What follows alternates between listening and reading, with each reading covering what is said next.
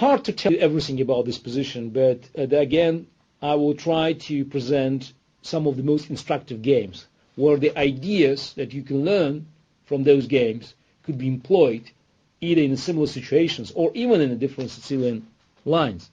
One of the games is the games Paschi Petrosian, but played in 1955. And the Petrosian played knight bd7, and after castle played knight e5, queen e2, and now g5. So it is important to also learn this maneuver that black very often uses in Najdorf. It puts knight on e5, that's a strong square, but in order to prevent this knight being pushed away by f2, f4, black has to play g5. So it looks like the black king is now weakened, and it's very difficult to find a good safe location, because now after g5 the king side is out of the question. But if you look at the possible castling on the queen side, it also looks dubious. It takes time, and not necessarily black king will feel safe there. But more important, black should try to create counter chances on the queen side.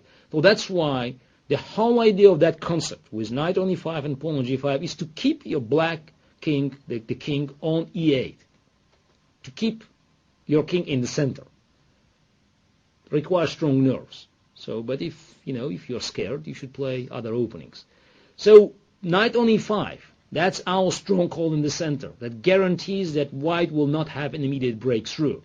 And then it will have time to organize our counterplay on the queen side. Moreover, if the game transposed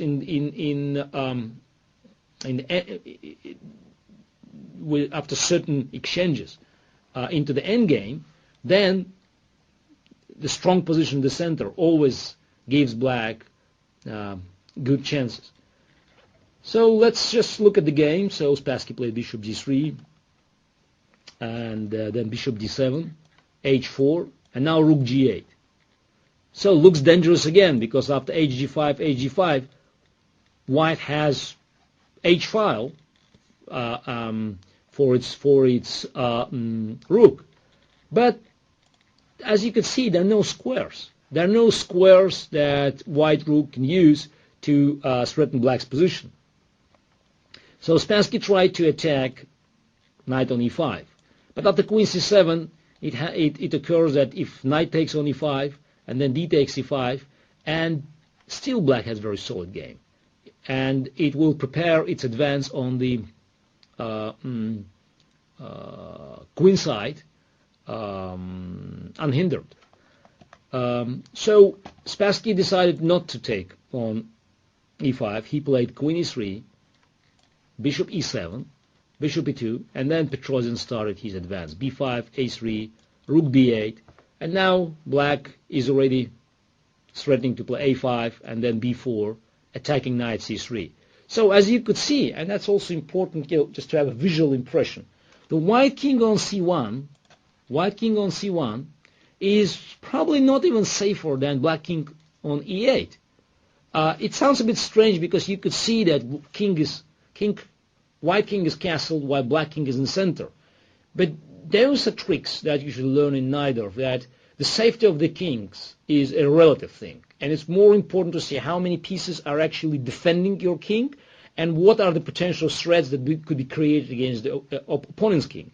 And now we could see that black's counterplay on the queen side, it looks quite dangerous, and it offers them a very good counter chances. So the potential of black's initiative on the queen side should be considered a more serious potential threat for white's king than any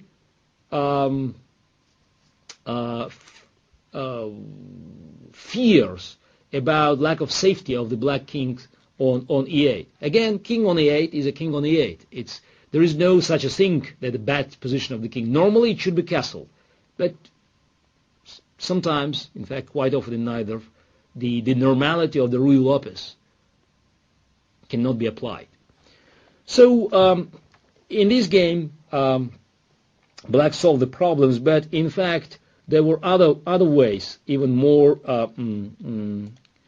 sophisticated, that were developed at the later stage. Instead of knight e5 that Petrosian played in the game, just in the above-mentioned game, another option was queen c7. So after queen c7,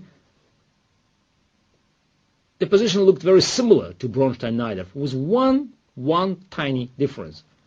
We have h6 and bishop h4. Those moves are included, which means that queen g3 is no longer possible because of g5. So with these minor nuances, you could see that the position, the evaluation, and the actual structure of the position could be dramatically changed. So the game that I want to mention is game Korchnoi Kasp, played a few years ago, and Korchnoi decided to develop the pieces, played bishop e2, bishop e7, rook h1. It looks a bit familiar to the games that we saw in the previous sections when Spassky crashed Pologaevsky or Petrosian. White continues this gradual development, but as you could see, the bishop is on e2. It's not well placed. It's not b3. It's not the square where it attacks e6, and it prevents rook from being activated. Also, the white pawn cannot go on f4 immediately, and then preparing e5 because queen is also badly placed. So Kasp simply played rook b8, preparing b5. So that's important because otherwise, if you play b5 immediately, then you should consider e5, bishop b7, and even e takes f6, bishop f3, and white is winning some material. In fact, we'll just look at similar ideas in the main Najdorf. But after a simple rook b8, it occurred that white has nothing to do because it takes time to develop its attack, and Korchnoi played queen h3, and then b5, f4, and after b4, white knight had to go on b1, and that's already at least a moral victory for black, because knight is pushed backward, and the attack in the center is no longer that effective. So black, of course, solved the problems, and it was not the best experience for Viktor Korchnoi in Najdorf line. So queen f3 without f4 proved to be quite an innocent attempt, but again, it took time for black and a couple of painful experiences before they recognized that h6 immediately attacking bishop and forcing this bishop to decide where it wants to go actually neutralizes Bronstein's idea. But this Bronstein idea, this game, Bronstein-Najdorf, 1954, played 50 years ago, it's still a very valuable piece of experience for us. That's how we should learn about ideas that will stay no matter how many computer lines will be inserted in our analysis.